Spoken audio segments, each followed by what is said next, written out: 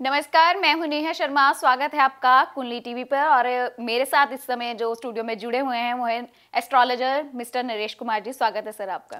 नमस्कार जी। नमस्कार कुंडली टीवी के सभी दर्शकों को। सर, आज हम अपने व्यूअर्स के लिए बहुत ही अहम जानकारी लेकर जुड़े हुए हैं, क्योंकि आज हम बात करने वाले हैं मंगल पर, यानी कि मांगलिक दोष पर।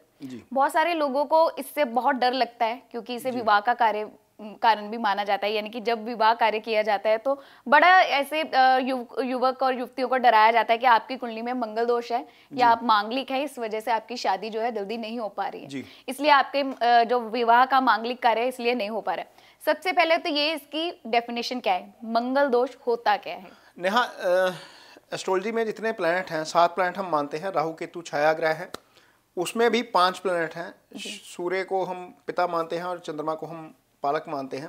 तो ग्रह जो हैं उसमें गुरु है, बुध है, शुक्र है, मंगल है, सूर्य शनि है। ये 5 ग्रह मानते हैं।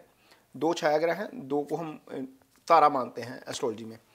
तो उसमें जो एक मंगल ग्रह है उसकी जो प्रकृति है वो फायरी नेचर का है, वो अग्नि तत्व का ग्रह है। इसलिए जब उसका प्रभाव सप्तम भाव पर पड़ता है कुंडली में तो मांगलिक दोष समझा जाता है। इससे ये ऐसे समझाएंगे कि आपकी कुंडली में लगन में मंगल हो गया जी, 7वीं दृष्टि सीधा सप्तम पर पड़ेगी, ये शादी का स्थान है, तो ये मांगलिक दोष हो गया। चौथे भाव में मंगल हो गया, चौथी दृष्टि सप्तम पर पड़ी, वो मांगलिक दोष हो गया।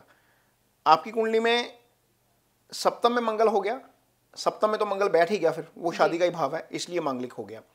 अष्टम में मंगल हो गया तो सीधी दृष्टि पड़ती है दूसरे भाव पर। अब दूसरा भाव जो है वो कुटुंब का भाव है, फैमिली का भाव है, वहां पर भी मंगल की दृष्टि अच्छी नहीं समझी जाती। 12वें भाव में मंगल बैठेंगे तो आप वो अष्टम दृष्टि से सप्तम भाव को देखेंगे। इसलिए यदि आपकी कुंडली में लगन में चौथे भाव में, 7वें भाव में, 8वें भाव में, 12वें भाव में मंगल हो तो उसको मांगलिक समझा जाता है। इसलिए जो है विचार किया जाता है कि यदि मंगल है तो सामने वाले की कुंडली में भी मंगल हो, मांगलिक हो तो शादी करनी चाहिए। लेकिन नेहा ये आधा सच है जी। पूरा सच आगे बताते हैं कि वो रद्द कैसे होता है। ये सच नहीं बताया जाता, वो हम आज आपको बताएंगे, डेफिनेशन के साथ बताएंगे, सारी कुंडलियां लगा के बताएंगे। इस तरह की वीडियो नेहा, ये वीडियो जो है एस्ट्रोलॉजी के जो स्टूडेंट्स हैं उनके लिए भी बहुत लाभकारी होगी। तो ये रीजंस कुछ हमने लिखे हैं उसमें, ये शास्त्रार्थ जो है वो रीजंस हैं कि किस तरीके से मंगल रद्द होता है। जी सर, जैसे आपने कहा कि मंगल दोष रद्द भी हो जाता है, मैंने आज से पहले ऐसा कभी कहीं पर नहीं सुना है कि मंगल दोष रद्द भी होता है, क्योंकि कहा जाता है कि जो व्यक्ति मंगल दोष के साथ पैदा हुआ वो होल लाइफ मांगलिक ही रहता है, या उसे मांगलिक की कैटेगरी में ही रखा जाता है। आज आप डेफिनेशन बताने वाले हैं कि मांगलिक दोष रद्द कैसे होता है। तो सबसे पहले तो ये कि उस रद्द की कहानी क्या है, और दूसरी बात ये कि जब रद्द हो जाता है तो क्या लाइफ में तब भी हमें चेंजेस देखने को मिलते हैं?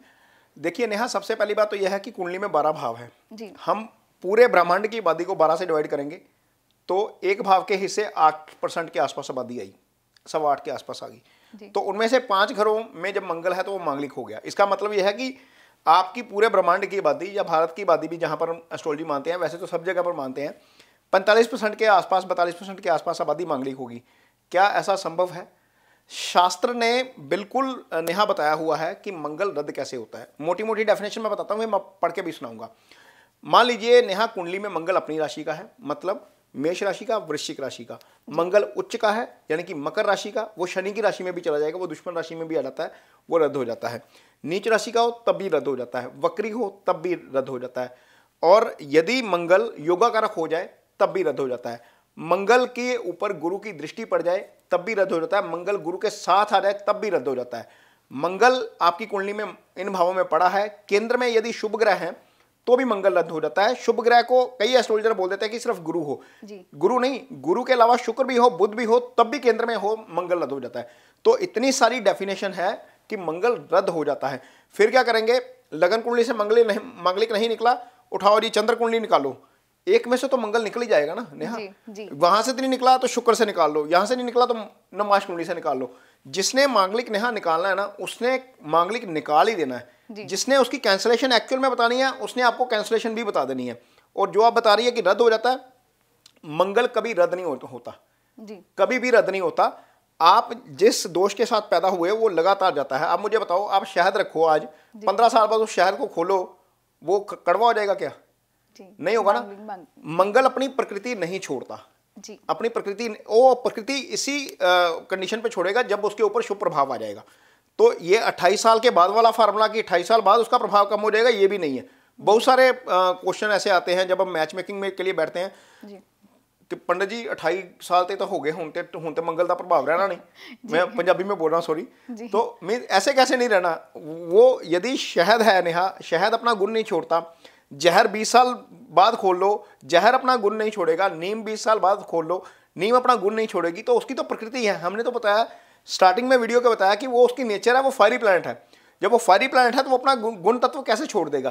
तो इस कारण मंगल कभी भी रद्द नहीं होता। जिनके मांगलिक है उनके रद्द नहीं होता। आगे ये भी बताएंगे कि रद्द किनके हो सकता है, किनके नहीं होगा, और किन 3 राशियों के ऊपर। नेहा 75% लोगों के ऊपर असर नहीं पड़ता इसका जी। 90% कुंडलियों में वैसे ही रद्द हो जाता है, लेकिन 75% लगन जो है उनके ऊपर असर नहीं पड़ता। 3% लगन है, 12 में से 25% लगन है। 3 राशियां ऐसी हैं जिनके ऊपर उसका प्रभाव ज्यादा रहता है, वो भी आगे बताएंगे। तो सबसे पहले तो एक जातक की आगे जाने से पहले एक सवाल है मेरा आपसे कि जैसे आपने कहा कि इसकी कैंसिलेशन है जी, आपने तो कह दिया कैंसिलेशन है, क्या इसका कोई प्रमाण भी हमें मिलता है या हम कहीं से चेक भी कर सकते हैं कि हाँ इसकी कैंसिलेशन है? आप शास्त्रों को पढ़िए नेहा, होरा प्राशर शास्त्र में, फल दीपिका में पढ़िए, मुहूर्त चिंतामणि में पढ़िए, जहां जहां मांगलिक का विधान लिखा हुआ है उसकी कैंसिलेशन साथ में लिखी हुई है। सर फिर बाकी एस्ट्रोलॉजर्स क्यों नहीं बताते? नहीं, मैं बताता हूं आपको। एस्ट्रोलॉजी हो क्या गई है, 30 दिन में एस्ट्रोलॉजी सीखिए जी। उसमें बताए जाते हैं काल सर्प दोष, मांगलिक दोष, केमद्रुम दोष, आपका गुरु राहु चंडाल दोष, अंगारक दोष, ये दोष पढ़ा दिए जाते हैं। शनि बता दो, राहु बता दो, ढैया बता दो, 7.5 बता दो, उपाय बता दो, खत्म कर दो बस। उसके लिए तो पढ़ना पड़ेगा ना नेहा जी। 2 महीने में एस्ट्रोलॉजी कैसे आ सकती है आपको? यानी कि इट्स अ वाइड सब्जेक्ट। इसको सिर्फ 4 या 12 राशियां या 9 ग्रह पढ़कर एस्ट्रोलॉजी नहीं सीखी जा सकती। बिल्कुल, एक ही कुंडली में एक ही कुंडली की अलग अलग तरीके से डेफिनेशन लोग करते हैं। वो डिपेंड करता है आप कितना पढ़े हो, आपके पास कितना ज्ञान है। हालांकि मैं भी खुद 16 साल से हूँ, मुझे लगता है कि मैंने 2% भी नहीं पढ़ा अभी जी। इतना ये वाइड सब्जेक्ट है। तो सबसे पहले तो ये नेहा कंडीशन जो हमने लिखी हुई है, जो वर्बली मैंने बता दी, वैसे जो क्या कंडीशन है इनमें ऑलमोस्ट यही है, लेकिन जो लिखी हुई है वो भी बताते हैं। एक जातक की कुंडली में मंगल दोष हो तो दूसरे की कुंडली में 19 स्थानों पर शनि आदि पाप ग्रह हो जाए, कोई भी पाप ग्रह हो जाए, राहु आ जाए, शनि आ जाए। मान ले आपकी कुंडली में मंगल है, आपके पार्टनर की कुंडली में वहां पर राहु, शनि, सूर्य कोई भी आ गया, पाप ग्रह आ गया, तो वो रद्द हो जाता है। जब हम मैच मेकिंग के लिए बैठते हैं तो वो इस तरीके से भी रद्द देखते हैं कि क्या रद्द हो सकता है। नॉन मांगलिक की मांगलिक के साथ शादी इसी तरीके से की जाती है। मेष राशि का मंगल लगन में हो, क्योंकि वो मूल त्रिकोण राशि है उसकी, वो अपनी राशि का हो जाएगा तो मंगल रद्द हो जाएगा। वृश्चिक राशि का चौथे भाव में हो, कैसे बताया कि योगाकारक हो जाता है। कर्क लगन की कुंडली में मंगल जो है वो योगाकारक हो जाता है, क्योंकि वो पंचम भाव का स्वामी होता है। वृश्चिक राशि उसकी पंचम भाव में आती है, वो त्रिकोण का भाव है, वो पवित्र हो जाता है, वो शुभ हो जाता है। इसलिए चौथे भाव का जो मंगल है कर्क राशि में, वो नहीं आपको नहीं लगेगा। यदि सिंह लगन की कुंडली, सिंह लगन की कुंडली में चौथे भाव में वृश्चिक राशि आ जाएगी, सिंह लगन में भी मंगल योगाकारक हो जाता है, क्योंकि वो भाग्येश हो जाता है, तो उसके कारण नहीं लगेगा। कर्क राशि का मंगल जो है वो 8वें भाव में यदि आ जाएगा तो उसको नहीं लगता। धनु राशि का मंगल यदि 12वें भाव में आ रहे तो मंगल रद्द हो जाता है। मीन का मंगल यदि 7वें भाव में हो, कुंभ राशि का मंगल 8म में हो तो भी मंगल दोष रद्द होता है। ये डेफिनेशन है। यदि कुंडली में दूसरा भाव, नेहा जो दूसरा भाव होता है ना वो फैमिली का भाव होता है, कुटुंब का भाव होता है, जो शास्त्रों में लिखा गया है। शुक्र और चंद्र 2 ग्रह आ गए, शुक्र शुभ ग्रह है। अब यहाँ बात क्या कर रहे हैं, शुभ प्रभाव होना चाहिए। शुक्र और चंद्र दूसरे भाव में आ गए, और या मंगल गुरु द्वारा दृष्ट हो जाए, जैसा हमने बताया कि मंगल गुरु द्वारा दृष्ट हो जाए तो मंगलिक दोष रद्द हो जाता है। केंद्र के भावों में राहु आ जाए, मंगल राहु के साथ आ जाए तब भी रद्द हो जाता है। यहाँ पर बता देंगे कि यार मंगल राहु साथ आ गया, अंगारक बन गया जी, अंगारक दोष हो जाता है जी। अंगारक भी बताएंगे आगे, किसी और सब्जेक्ट में, किसी और वीडियो में आएंगे, अंगारक भी बताएंगे। कहाँ पर मंगल राहु योगाकारक हो जाते हैं वो भी बताएंगे जी। वीडियो सारे लेके आएंगे, एक एक करके सारे वीडियो लेके आएंगे। जहाँ लोगों के मन में भ्रम है वो सारे वीडियोस हम लेके आएंगे और बताएंगे कि किस तरीके से एस्ट्रोलॉजी में जो है वो लोगों को खराब किया जाता है। मैं खराब शब्द यूज करूंगा। यदि मजबूत शुक्र और गुरु लगन में हो, अब गुरु मजबूत आ गया, शुक्र लगन मजबूत आ गया, लगन में आ गया, तो सप्तम को देखेंगे वो खत्म हो जाएगा, दोष खत्म हो जाएगा। नीच राशि का हो जाए मंगल, अब नीच राशि में आ गया, वो खुद ही वीक है, वो आपका क्या नुकसान करेगा। शत्रु की राशि में आ जाए, मंगल शनि की राशि में बैठ गया, मकर में आ गया, उच्च का हो गया ना, लेकिन राशि वो शनि की है, वो खत्म हो जाएगा। मंगल यदि केंद्र और त्रिकोण में शुभ ग्रह आ जाए, तीसरे छठे 11वें में अशुभ ग्रह आ जाए, तीसरे छठे 11वें में नेहा अशुभ ग्रह जब आते हैं तो लगन मजबूत हो जाता है, तो वो उस केस में मंगल रद्द हो जाता है। सप्तमेश यदि सप्तम भाव में हो, मान लीजिए आप अपने घर में बैठे हैं, आपको कोई नुकसान पहुंचा सकता है? जी नहीं पहुंचा सकता है ना। तो यदि सप्तमेश सप्तम में ही है, बुध मान लीजिए बुध है सप्तमेश और 12 लगन की मीन लगन की पत्रिका है, बुध सप्तम में पड़ा हुआ तो मांगलिक दोष नहीं लगेगा। और मंगल अपने घर में यानी मेष राशि में हो, वृश्चिक राशि में हो, उच्च का हो, नीच का हो, तो भी मंगल रद्द हो जाता है, वो पहले ही बता दिया हमने। वर और वधु की राशि मैत्री हो, यदि दोनों की राशियां में मैत्री हो जाए और गुण भी 28 से ज़्यादा मिल जाए तो भी मांगलिक दोष नहीं होता। तो ये कैंसलेशन है नेहा सारी मांगलिक की। यदि किसी को देखना आता हो उसको तो मांगलिक दोष 90% केसेस में रद्द हो जाता है जी।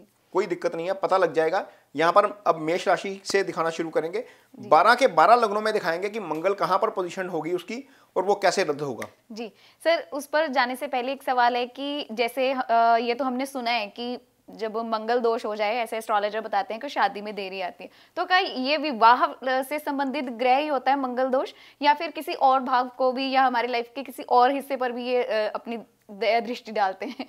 देखिए नेहा, मंगल की 3 दृष्टियां हैं, 4, 7 और 8 जी। जहां पर वो दृष्टि पड़ेगी वो दृष्टि नेगेटिव ही है। मंगल भले आपकी कुंडली में योगाकारक हो जाए लेकिन उसकी दृष्टि नेगेटिव ही रहेगी जी। ये क्लियर है। जहां पर मंगल की दृष्टि पड़ेगी वो भाव डिस्टर्ब होगा, आपको मेंटली डिस्टर्ब कर सकता है, आपको फिजिकली भी डिस्टर्ब कर सकता है। मंगल अष्टम में पड़ा हो तो बंदे को पाइल्स हो जाती है, मंगल अष्टम में पड़ा हो तो व्यक्ति का एक्सीडेंट हो सकता है, और केतु खुदा न खास्ता 7 पड़ा हो तो वो ज़्यादा ब्लीड करवाएगा। तो ये उसकी प्रकृति है, वो उसने करना है। मंगल ब्लड सेल का कारक होता है, मेडिकल एस्ट्रोलॉजी को हम पकड़ेंगे तो मंगल ब्लड सेल का कारक होता है बॉडी में। ब्लड का जो लिक्विड पार्ट होता है वो हम चंद्रमा से कंसिडर करते हैं और मंगल जो है ब्लड सेल से हम कैलकुलेट करते हैं। अब अष्टम भाव बॉडी में रेक्टम का पार्ट होता है, अब वहाँ पर यदि मंगल और केतु आ जाए तो बंदे को पाइल्स हो जाएगी, नहीं तो सर्जरी हो जाएगी, डेफिनेटली हो जाएगी। और ट्रांजिट में भी आ जाए तब भी करवा देते हैं। तो ये उसकी प्रकृति है, ये सिर्फ मांगलिक के लिए कंसिडर नहीं करना चाहिए। और मंगल ही बॉडी मास ही भी है, बॉडी में जो मास है आपकी वो भी मंगल है। और मंगल जिसकी कुंडली में मजबूत हो जाए, लगन में बैठ जाए, कहीं वृश्चिक लगन का मंगल हो जाए और मंगली उसमें मंगल लगन में बैठ जाए तो उसके जैसा बंदा ताकतवर नहीं होता, फिजिकली पावरफुल नहीं होता जी। तो वो ऐसा बंदा बीमार भी नहीं होता, हो जाएगा तो ठीक हो जाएगा। अब यहाँ पर मेष लगन है नेहा जी। तो 12 राशियों की तरह हम अपने व्यूअर्स को बता दें कि जो 12 राशियां होती हैं, बारी बारी से मेष से लेकर मीन राशि तक हम आपको बताएंगे कि कैंसिलेशन कैसे होती है। देखिए नेहा, यहाँ पर मंगल पड़ा हुआ है मेष राशि का, हम मेष राशि ही पकड़ेंगे। सबसे पहले डेफिनेशन बताइए कि मंगल मेष राशि में है, यानी कि अपनी मूल त्रिकोण राशि में है, यहाँ पर दोष नहीं लगेगा जी। एक मंगल यहाँ पर दूसरे भाव में आ गया, ये मेष लगन के लिए है।